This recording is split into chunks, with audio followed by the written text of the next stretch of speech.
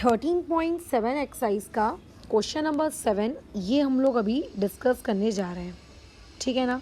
अच्छा, अब ये जो पर्टिकुलर सवाल है ये देखने में जितना ज़्यादा डरावना लगता है, रियलिटी में ये उतना डरावना सवाल है नहीं। हाँ, बस आपको थोड़ा सा कोन की फीलिंग पता होनी चाहिए। तो जो तुम्हारे कोन से रिलेटेड दो ही एक्सरसाइजेज हैं तुम्हारी टेक्स्ट बुक में, एक है 13.3 और दूसरी है 13.7, ठीक है। 13.3 में एरिया रिलेटेड बातचीत हुई है और 13.7 में वॉल्यूम रिलेटेड बातचीत हुई है। बट इन दोनों एक्सरसाइजेस को स्टार्ट करने से पहले हम लोगों ने कोन नामक इस पर्टिकुलर फिगर का अच्छा खासा गहन विश्लेषण किया था, मतलब डीप इसकी स्टडी की थी कि कोन के वॉल्यूम का फॉर्मूला 1/3 πr² कैसे आया, कोन खुद एक फिगर आखिर बना कैसे। तो तुम्हें याद होगा कि उस दौरान मैंने ये वाला तुम्हें एक GIF दिखाया था। इस GIF में मैंने तुम्हें क्या बोला था कि हमारे पास एक क्या होता है, राइट एंगल ट्रायंगल होता है। उस पर्टिकुलर राइट एंगल ट्रायंगल को अगर हम उसकी हाइट को फिक्स कर दें, मतलब उसकी हाइट पे अगर हम कुछ भी ना करें, उसकी हाइट को फिक्स कर दें, लेकिन उसकी हाइपोटेनियस को और उसकी रेडियस को उसके हाइट के अलोंग अगर हम रोटेट करें आइदर इन क्लॉकवाइज डायरेक्शन और इधर इन एंटी क्लॉकवाइज डायरेक्शन, तो वो जब वो रोटेट होगा तो अलग अलग रोटेशंस को अगर आप क्लब करें और एक फाइनल फिगर को देखें तो आपको क्या मिलता है, आप लोगों को एक कोन मिलता है। यानी कि कोन की परिभाषा हम ऑलरेडी पहले ही पढ़ चुके हैं कि आपके पास अगर कोई एक राइट एंगल ट्रायंगल होता है और अगर आप उस राइट एंगल ट्रायंगल को एक कंप्लीट 360 डिग्री का अगर आप एक रोटेशन देते हैं तो जो फिगर आप लोगों के पास बनकर मिलता है उसी पर्टिकुलर फिगर को आप कोन कहते हैं। ये ऑलरेडी हम लोगों ने कोन के बारे में जब पढ़ाई की थी तो मैंने ऑलरेडी उस दौरान आपको ये चीज़ बताई है ना। बस यही सेम लॉजिक का इस्तेमाल करना है हम लोगों को आपका ये ऊपर वाला 13.7 का क्वेश्चन नंबर 7 सॉल्व करने में। कई लोगों को मैं सही बता रही हूँ पूरा entire surface area and volume पढ़ लेते हैं, है ना, सवाल भी बना लेते हैं, एग्जाम में टॉप भी कर लेते हैं, बट यही नहीं पता होता है कि राइट एंगल ट्रायंगल को अगर आपने कंप्लीट 360 डिग्री अच्छा उसकी हाइट को फिक्स रखते हुए अगर आपने क्या किया है, रोटेट किया है, तो इसका मतलब ये है कि वो जो नया फिगर आप लोगों का बना है वो नया फिगर एक क्या रहा होगा, कोन रहा होगा। क्योंकि उन लोगों की इस चैप्टर को पढ़ने की अप्रोच पता है क्या होती है, फॉर्मूला रटो, सवाल रटो, वैल्यू पुट करो, आंसर निकालो और चैप्टर से भाग जाओ दूर, ये उनकी अप्रोच रहती है।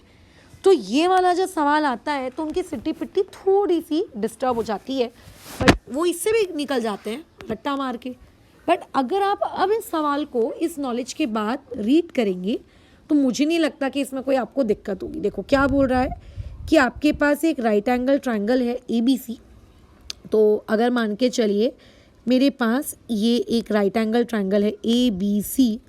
अच्छा, एक बात का ध्यान रखना, आपको जो राइट एंगल ट्रायंगल के साइड्स की इंफॉर्मेशन दी है जैसे 5 सेंटीमीटर, 12 सेंटीमीटर, 13 सेंटीमीटर, तो आप लोगों को जो सबसे लॉन्गेस्ट साइड दी होती है ना, वो आप लोगों की लॉन्गेस्ट साइड आप लोगों की हाइपोटेनियस होती है। इस बात का बस आप ध्यान रखें। अब डाउट आएगा कि मैम लॉन्गेस्ट साइड को ही हाइपोटेनियस क्यों कहते हैं, तो इस चीज़ का प्रूफ आप क्लास 10th में जब ट्रायंगल्स चैप्टर पढ़ेंगे, जब आप पाइथागोरस थ्योरम पढ़ेंगे तब हम बात करेंगे। बट जो लॉन्गेस्ट होती है वो आप लोगों की हाइपोटेनियस होती है, यानी कि ये जो आपको लॉन्गेस्ट दिया है ये आप लोगों का हाइपोटेनियस है।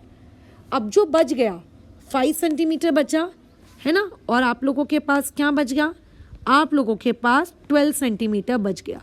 तो जो अब आपके पास बच गया 5 सेंटीमीटर और आपके पास जो बच गया 12 सेंटीमीटर, इसमें से 5 सेंटीमीटर को आप अपना बेस ले सकते हो और 12 सेंटीमीटर को आप अपना हाइट ले सकते हो, या फिर आपकी मर्ज़ी आप 5 सेंटीमीटर को अपनी हाइट ले सकते हो और 12 सेंटीमीटर वाले को अपना बेस ले सकते हो। But hypotenuse is fixed, hypotenuse भाई फिक्स्ड होता है, ठीक है।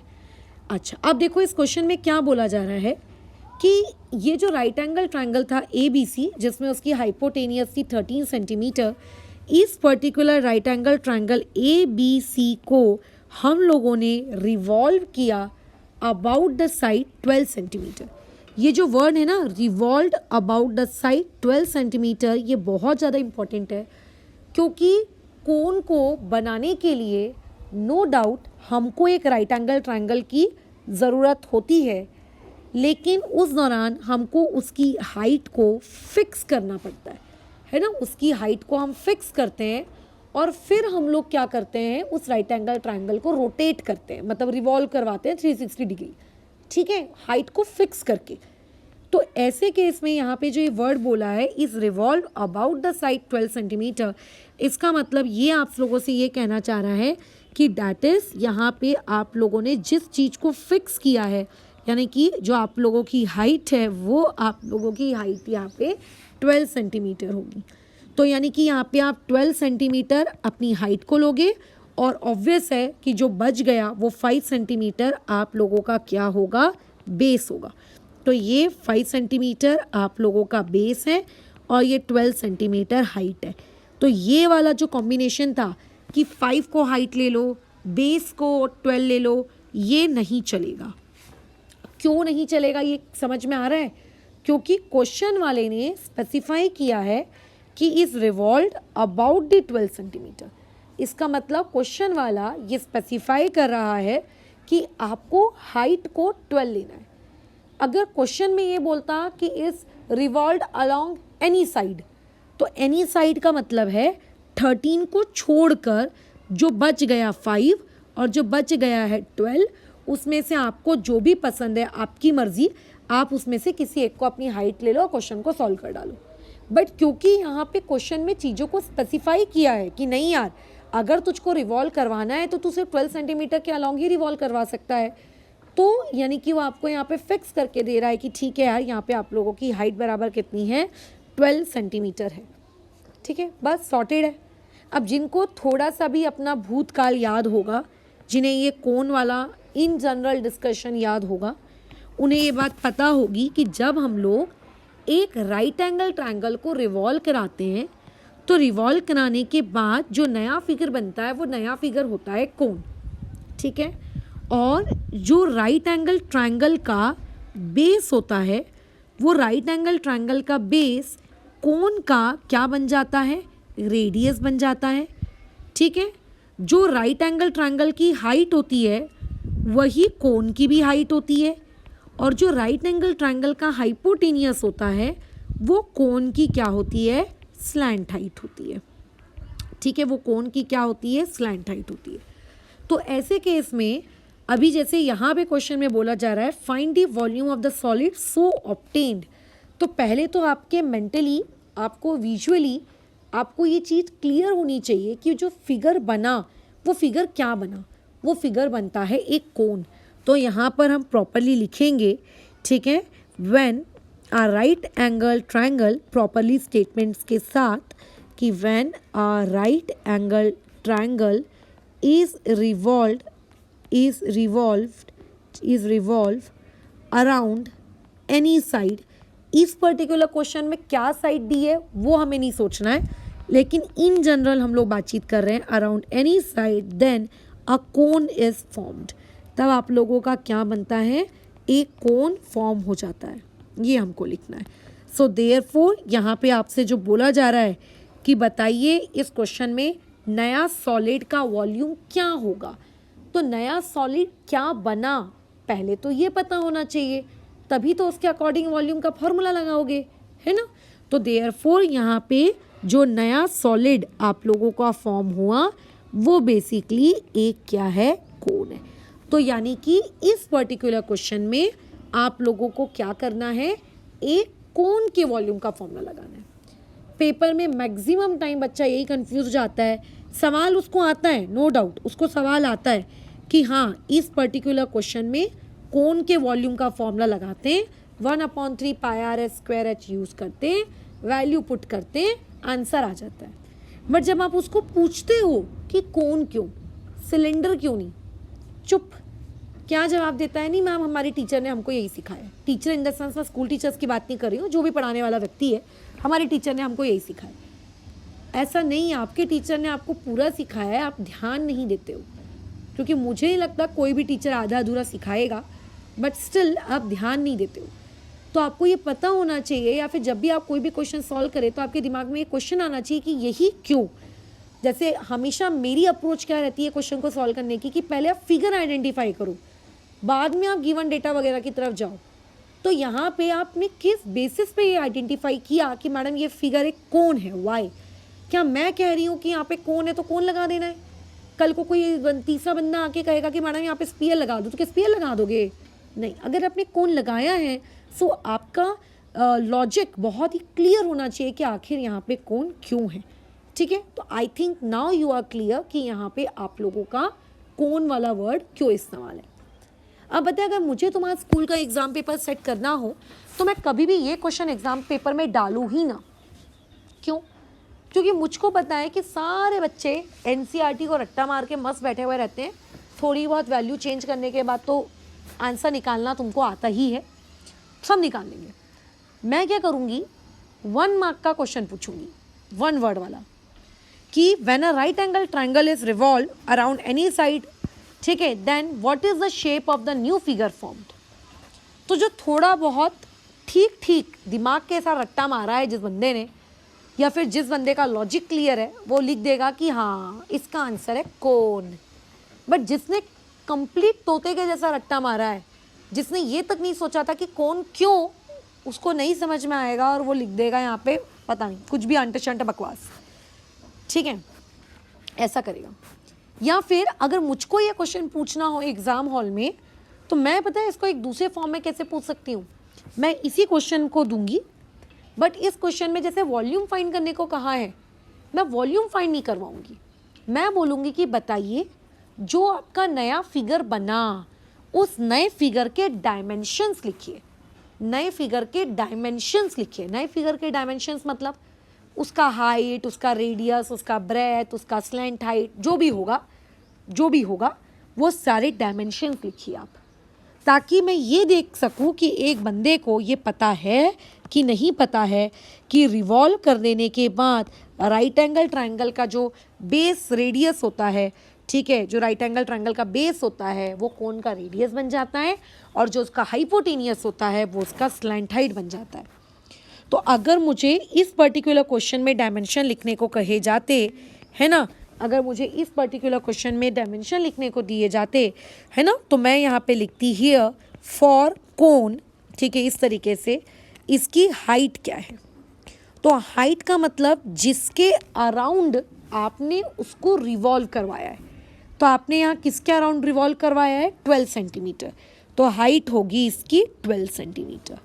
जो सबसे बड़ा डायमेंशन आपको दिया रहता है 5, 12, 13, इन सारे सबसे बड़े डायमेंशन में जो सबसे बड़ा डायमेंशन होता है उसको कहते हैं हम लोग स्लैंट हाइट, यानी कि स्मॉल एल, और ये है 13 सेंटीमीटर। मतलब जो उस ट्रायंगल का हाइपोटेनियस था वो आपके कोन का स्लैंट हाइट हो जाता है, और जो आपके राइट एंगल ट्रायंगल का बेस था वो इस पर्टिकुलर कोन का रेडियस हो जाता है। तो रेडियस क्या होगा यहाँ पे इसका 5 सेंटीमीटर। और इसी चीज़ को, इसी डेटा को हम लोग क्या कहते हैं, इसी डेटा को हम लोग डायमेंशंस कहते हैं। तो लो, पेपर में ज़रूरी नहीं है कि हमेशा वॉल्यूम ही निकालने को पूछा जाए, आपको कल को 1 मार्क के लिए सिर्फ डायमेंशंस लिखने को भी पूछ सकते हैं। ये चेक करने के लिए कि आप लॉजिकली आपका बेस कितना स्ट्रॉन्ग है, आपके अंदर आपकी विजुअलाइजेशन अच्छी है कि नहीं है, आपको पता है कि नहीं है कि किसको बेस लेना है और किसको हाइट लेनी है।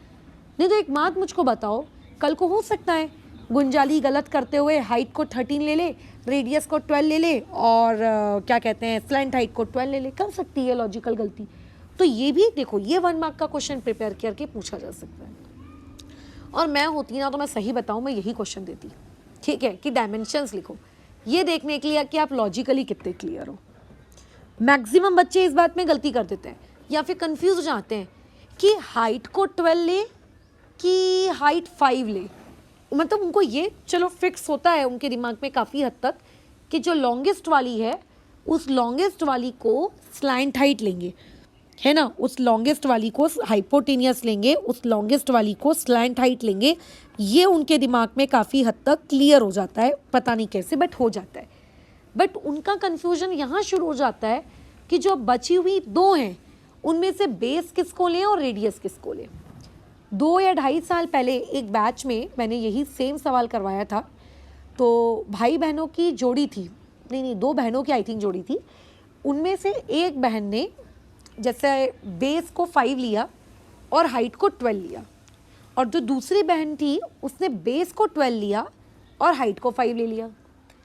ठीक है, और इसी टॉपिक पे हम लोगों की बातचीत चल रही थी कि आखिर ऐसा क्यों, मैडम मैं ऐसा ले रही हूँ तो क्या गलत है, मैडम मैं वैसा ले रहा हूँ तो क्या गलत है। ठीक है, तो कुछ ना कुछ तो लॉजिक होना चाहिए, किसको हम हाइट लें किसको हम बेस लें।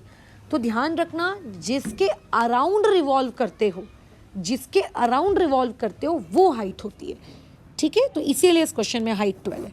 तो ये चेक करने के लिए भी 1 मार्क का क्वेश्चन आपसे पूछा जा सकता है। ठीक है, खैर इस क्वेश्चन में अभी आपसे पूछा है वॉल्यूम ऑफ कोन, है ना, वॉल्यूम ऑफ कोन। तो हम जानते हैं वॉल्यूम ऑफ कोन का फॉर्मूला होता है 1/3 पाई आर स्क्वायर एच। तो 1/3 लिखेंगे। पाई की वैल्यू ऐसी कुछ फिक्स यहाँ पे पुट करने को बोला नहीं है, तो 22/7 आ जाएगा। आर का स्क्वायर यानी कि 5 × 5 आपके पास आ जाएगा। अच्छा, और हाइट की वैल्यू यहाँ पे कितनी आ जाएगी 12। अब देखो क्या क्या करता है यहाँ पे, 3 1 3 4 जा। अब जो बच गया उसे काट दो। 22, अच्छा 5 × 5 दैट विल बी 25। 25 को 4 से मल्टीप्लाई करूँगी ना तो वो 100 होता है। ठीक है, ये ऐसे। अच्छा, अब 22/7 की वैल्यू सब पूरी दुनिया जानती है कि पाई का मतलब होता है 22/7 और 3.14। तो मैंने यहाँ पे क्वेश्चन की स्टार्टिंग में पाई की वैल्यू को 22/7 पुट कर दिया था, but now I realize my mistake, और मैंने अब यहाँ पे पाई की वैल्यू को 3.14 पुट किया, बिकॉज अब मुझे 3.14 को 100 से मल्टीप्लाई करना है, और 3.14 में जो 2 डेसिमल है पीछे से और 100 में जो 2 ज़ीरोज़ हैं ये दोनों एक दूसरे को खा गए। सो अल्टीमेटली जो मेरा आंसर आया वो रहा 314 आपका सेंटीमीटर क्यूब। यानी कि जो मेरा नया वाला फिगर फॉर्म हुआ उस नए वाले फिगर का आंसर है 314 सेंटीमीटर क्यूब। अगर आप 22/7 पुट करके आंसर निकालते तो क्या वो गलत हो जाता? नो डाउट वो आंसर गलत नहीं होता, बस ये है कि कैलकुलेशन थोड़ी लंबी हो जाती, पहले मल्टीप्लाई करो फिर डिवाइड करो, है ना। इसीलिए मैंने यहाँ पर इसको पाई की वैल्यू 3 पॉइंट डाल दी।